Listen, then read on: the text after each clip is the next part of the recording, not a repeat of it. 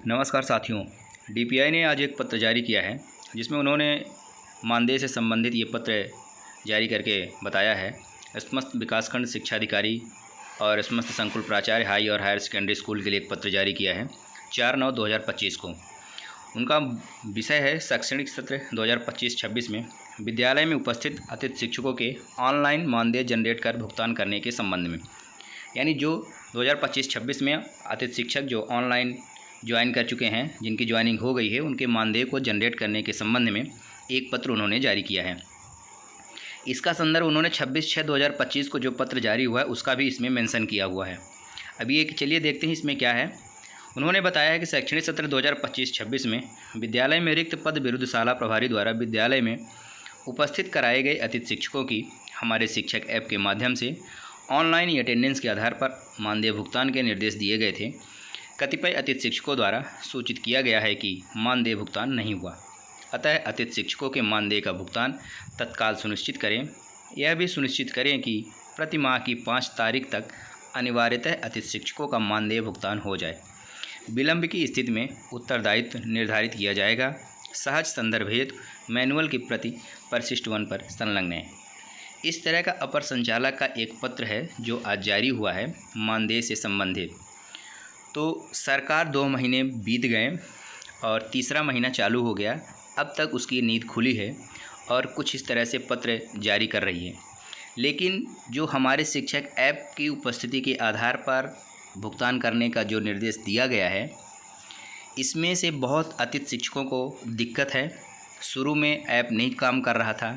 किसी दिन किसी भी अतिथि शिक्षक की मोबाइल ख़राब हो गई या मोबाइल चार्ज नहीं है, पानी गिर रहा है, कुछ समस्या होती रहती है। बहुत ऐसे अतिथि शिक्षक हैं जिनके पास मोबाइल ख़रीदने के लिए पैसा नहीं है, जो पहली बार ज्वाइन कर रहे हैं, दूर जा रहे हैं, अपने घर से पैसा लग रहा है, उनका कर्जा ले रहे हैं। ऐसे लोगों के लिए बताइए बहुत मुश्किल काम है। ये डीपीआई को सोचना चाहिए और सभी अतिथि शिक्षकों को मानदेय भुगतान समय से होना चाहिए और उनको मौका देना चाहिए कि कम से कम सितंबर तक का जो भी पैसा, जो भी अतिथि शिक्षक हैं, चाहे वो ऑनलाइन हाजिरी लगाए हों या ना लगाए हों, सबको उनको मानदेय का भुगतान करना चाहिए। और ये गलत है। हमारे शिक्षक ऐप के माध्यम के आधार पर से तो बहुत समस्या हो जाएगी, क्योंकि किसी भी जो अतिथि शिक्षक ज्वाइन किए हैं उनको एक भी छुट्टी नहीं मिलती। बताइए, तो ये अन्याय है। हम सभी अतिथि शिक्षक मिलकर इसका विरोध करना हमेशा चाहिए। आगामी जो रैली होने वाली है भोपाल में, उसको मजबूती तरीके से सरकार के सामने करना है और प्रदर्शन करना है। ये जो मानदेय है अब आ जाएगा, 5 तारीख तक आ जाएगा। शिक्षक दिवस कल है, तो लगभग 10 दिन 15 दिन के अंदर ये सभी के आ जाएगा।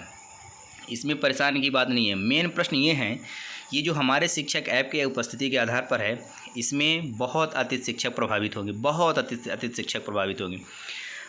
इसमें अगस्त महीने में 16 अगस्त को जन्माष्टमी थी और वो छुट्टी थी उस दिन स्कूलों में, लेकिन फिर भी ऐप में उसमें छुट्टी नहीं है।